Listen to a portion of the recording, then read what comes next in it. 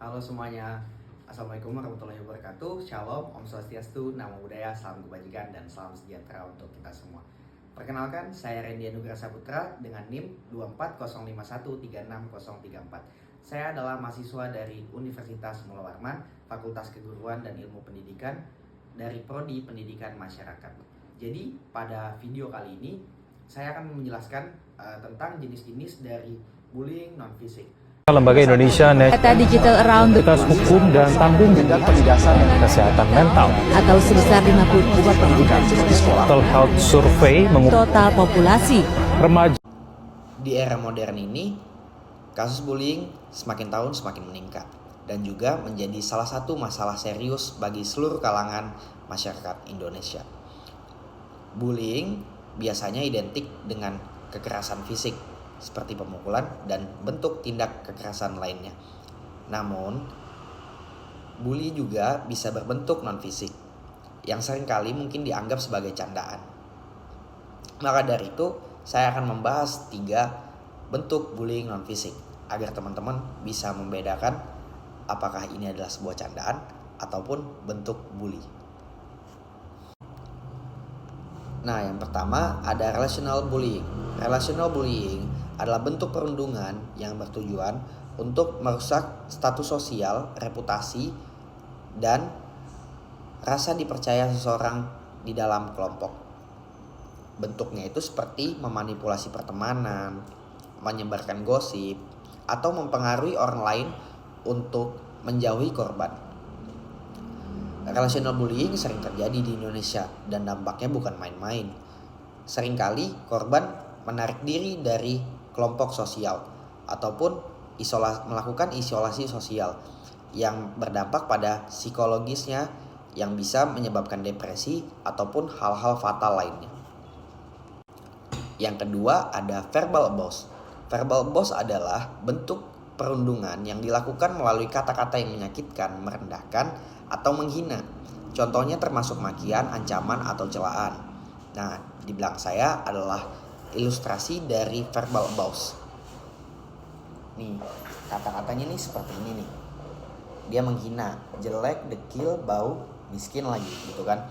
Nah, verbal abuse ini seringkali dianggap candaan atau dijadikan candaan bagi anak-anak muda yang sebenarnya ini adalah bentuk bullying yang seharusnya dihindari, yang dimana bisa membuat korban itu merasa tidak berharga ataupun merasa kurang percaya diri karena olokan tersebut, perkataan-perkataan yang menyakiti hati gitu.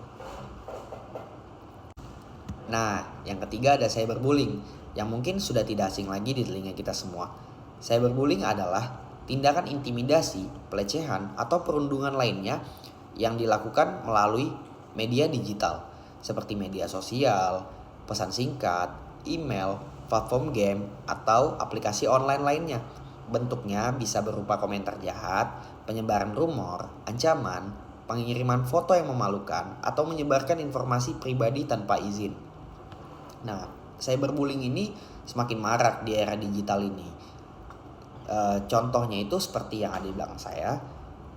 Seperti misalnya sesimpel kita memposting video atau foto di media sosial dan ada komentar-komentar yang berupa ujaran kebencian ataupun komentar-komentar yang sekiranya berbau negatif. Contohnya seperti norak, alay, krempeng nih. Bisa dibaca. Pokoknya komentar-komentar negatif seperti itu. Yang sebenarnya sudah ada Undang-Undang ITE yang membatasi untuk penggunaan ujaran-ujaran kebencian. Sebenarnya kan tadi bentuknya banyak ya. Tapi yang paling sering kita ketemuin adalah ini. Komentar-komentar jahat seperti ini yang sering kita temuin di media sosial. Nah, berikut tadi adalah 3 bentuk dari bullying nonverbal. Saya juga akan menjelaskan tentang dampak dari bullying terutama yang nonverbal yang mungkin kita tidak sadari, yaitu adalah gaslighting dan juga isolasi sosial. Saya akan memberikan video dari ahli dan juga psikolog.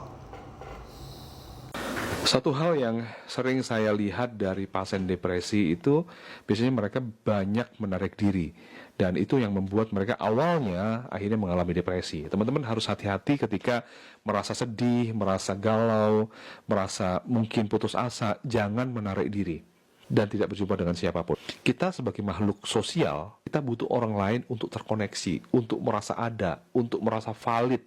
Karena ada sapaan, karena ada pertanyaan, karena ada interaksi dengan orang lain, kita menjadi valid begitu. Tetapi ketika kita putus hubungan itu dengan orang lain, maka neurotransmitter kita, biochemistry di dalam otak kita, itu akan mengalami masalah. Dan ketika lama-kelamaan terjadi, maka akan mengalami gangguan di neurotransmitter kita. Dan juga otak kita mungkin akan mengecil ya, karena kita nggak pernah pakai ketika kita withdrawal atau kita menarik diri itu tadi. Apa aku yang lebay ya? Aku kayaknya terlalu sensitif deh. Atau mungkin emang aku yang salah. Padahal sebelum hubungan itu kamu yakin sama pikiran kamu, sama perasaan kamu, bahkan keputusan kamu. Kalau kamu mulai meragukan persepsi kamu sendiri karena komentar orang lain secara terus-menerus, bisa jadi kamu sedang mengalami gaslighting. Gaslighting adalah bentuk manipulasi psikologis di mana pelaku membuat kamu meragukan realitas, memori, atau emosi sendiri. Tujuannya apa? Kontrol, supaya kamu ngerasa bingung, bersalah, dan akhirnya tunduk.